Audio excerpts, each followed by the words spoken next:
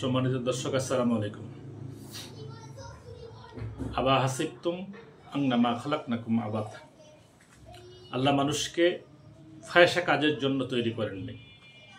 আল্লাহ মানুষকে সৃষ্টি করেছেন নির্দিষ্ট কোনো উদ্দেশ্যে, অর্থাৎ কোরআনে আছে ওমা খালাকতুল জিন্না ওয়াল ইনসা ইল্লা লিয়াবুদুন।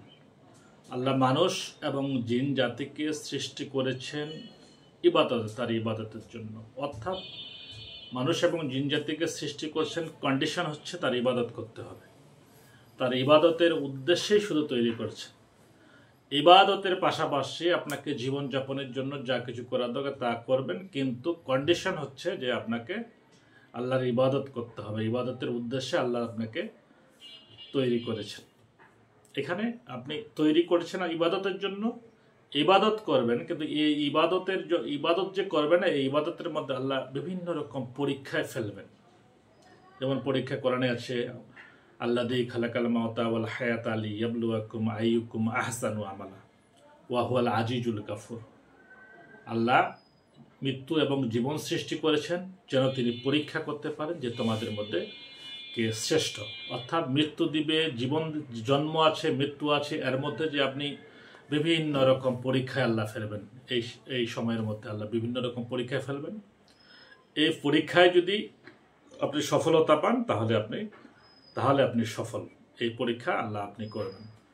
অন্য আয়াতে আছে ওয়ালা নাবলুওয়ান্নাকুম বিশাইয়্যিম মিনাল খাউফি ওয়াল জুই ওয়ান নাকসি মিনাল আমওয়ালি ওয়াল আনফুসি ওয়াস সামারাত ওয়া বাশশিরিস সাবিরিন। ওয়ালা নাবলুওয়ান্নাকুম, নিশ্চয়ই আল্লাহ পরীক্ষা করবেন। যদি নাবলুওয়ান্নাকুম শুধু বলতো আল্লাহ পরীক্ষা করবেন, নাবলুওয়ান্নাকুম যদি শুধু বলতো তো আল্লাহ পরীক্ষা করবেন, শুধু পরীক্ষা করবেন। এখন নাও করতে পারেন, কিন্তু এখানে লামটা লাগানো হয়েছে ওলা নাবলুওয়ান্নাকুম। লামটা লাগানো হয়েছে, লামে এটা গ্রামাটিক্যাল ভাষা বলে লাম তাগিদ বালান দারফেলে মুস্তাকবাল মারফির সিকা। লামটা লাগানো হচ্ছে লাম তাগিদ করার জন্য, অবশ্যই পরীক্ষা করবেন। ওলা নাবলুওয়ান্নাকুম বিশাইয়্যিম মিনাল খাউফি ওয়াল জুই ওয়া নাকসি মিনাল আমওয়ালি ওয়াল আনফুসি ওয়াস সামারাত। আপনার ভয়ভীতি দ্বারা, আপনার ফল সম্পদের ক্ষতির দ্বারা, আপনার আবাদের ক্ষতির দ্বারা, ভীতি দ্বারা বিভিন্ন রকমভাবে আল্লাহ আপনাকে পরীক্ষা করবেন। এটা কিন্তু করবেন। এই ইবাদত যারা করবেন আল্লাহ মানুষকে এইভাবে পরীক্ষা করবেন। এই ওয়াবাশশিরিস সাবিরিন, এখানে যারা ধৈর্য ধারণ করবে তারাই হচ্ছে সফল কাম।